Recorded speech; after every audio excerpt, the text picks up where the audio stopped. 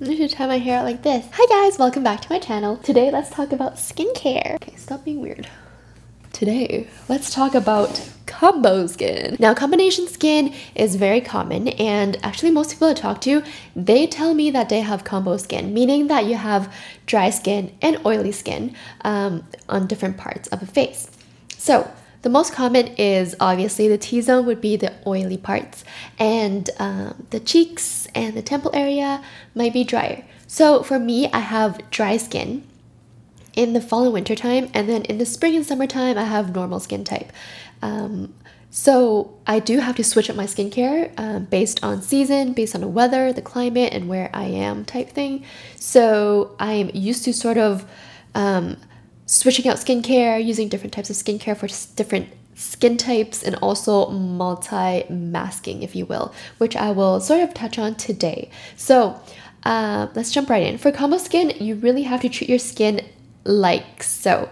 A lot of people with combo skin treat it like it's just one skin type, but really you should treat it as two. So what I would recommend is, let's start off with the T-zone first. The T-zone is usually the toughest for people with oily skin to deal with because you usually find a lot of sebum, large pores, blackheads, acne. Oily skin tends to draw a lot of skin concerns like blackheads, breakouts, large pores, a lot of those things. How do you treat it?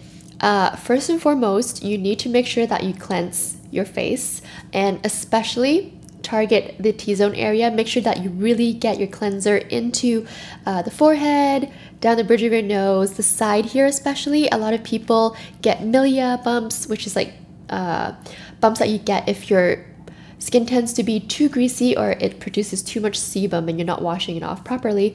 And also if you use skincare that's too emollient for your skin. So make sure you really get into the crevices, you know, between your nose here and your cheeks. A lot of people do see large pores around here as well, right next to the nose. You're gonna cleanse properly, and then you're gonna go in with your regular skincare routine, whatever they may be. But what I would suggest for the T-zone area, because it is oilier and you're trying to control sebum, you're trying to pull gunk out of those large pores, I would recommend using a clarifying mask or a purifying mask. So anything that contains clay. A really popular one that I love, but I've used up already, so I don't have the packaging to show you, but it's the Innisfree Jeju Volcanic Clay Mask. I'll link everything down below in the description box so you guys can go check it out if you're interested, and I'll also put a picture here so that you know which product I'm talking about. It comes in two different types. It has the regular volcanic, and it's got the super volcanic as well. The super one is for oilier skin types. So let's say that you have dry skin, normal skin, but you just want to use a clay mask once in a while to pull out gunk. Then you would use a regular volcanic mask. Don't use it too often if you have dry to normal skin, because clay mask does dry out your skin very easily.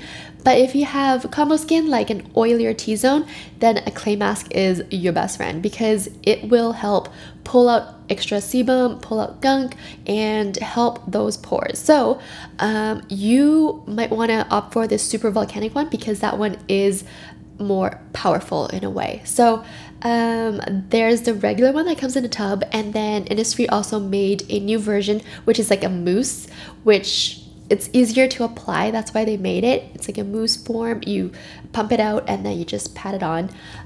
They're both great, so it's just up to you which texture, which consistency you like to work with. For me, I personally really like just spreading on product, so I really don't mind the one that comes in a jar. It is much thicker than the mousse, but it's not like super difficult to put on. So after you put that on, you wait, and then you're gonna rinse it off with lukewarm water and a face cloth. And I usually recommend using a face cloth because you can do like a gentle exfoliation at the same time while cleansing off that mask. Ooh, speaking of clarifying mask, another great option is the Caolion Blackhead Pore Steam Mask. Picture here, that was really good too. So Innisfree and Caolion, those two I highly recommend for clarifying. Recently I tried the Neogen Canadian Clay Pore Cleanser, and this one's really good. I like it. I don't have oily skin, but with my normal skin type right now in the summertime, I do find it to help with just the overall cleansing of my skin. In order to do a deep cleanse at home, basically for me, it's a clay mask and exfoliants. And my face is really happy, and it's like, it feels refreshed and cleansed and glowy afterwards. So this one is by Neogen, and it's, like I said, Canadian clay. I didn't know we're known for our clay. It's like suction tight. I can't get it open. Why are you doing this to me now on camera? You normally open fine. Well then, okay, I got it, I think. This is what it looks like. The top layer I keep so that it kind of like keeps the bottom clay moist and fresh. So I don't peel that away even though it looks dry. A lot of people might be like, oh, this part's dry, I'm just gonna peel it off. But no, keep it on there so that the bottom stays moist. And I just use a spatula and scoop some out. Apply it onto the back of this hand, and then I'll just like take it, clean fingers and everything, and spread it on my skin. Again, you can do this just on the T-zone or all over the face. Sometimes I like to even like spread some onto my neck and décolleté and my hands, just like a nice spa experience. And then once to 2 times a week, I would recommend using BHA. Now, BHA is beta hydroxy acid, which is also salicylic acid, and it's amazing for anything pore related. So large pores, blackheads, acne, anything that you can think of that relates to a pore, BHA is your best friend. So with BHA, all you really need is a pump, like so. And then I would just pat it onto the top of my nose, up the forehead, and maybe like this area right next to the nose as well, because a lot of people find larger pores there too. So once to 2 times a week. I personally like to use it twice a week, and then I switch it up and use AHA 2 times a week as well, so that I get 4 times of chemical exfoliant goodness throughout the week. I recommend BHA for oilier skin types, and salicylic acid is great for breakouts. So if you tend to get breakouts, hormonal acne, salicylic acid will help with that. It will help sort of reduce the chance of getting breakouts, and if you already have breakouts, you can use salicylic acid to spot treat. And I find, for me at least, the next morning my breakout is like half the size.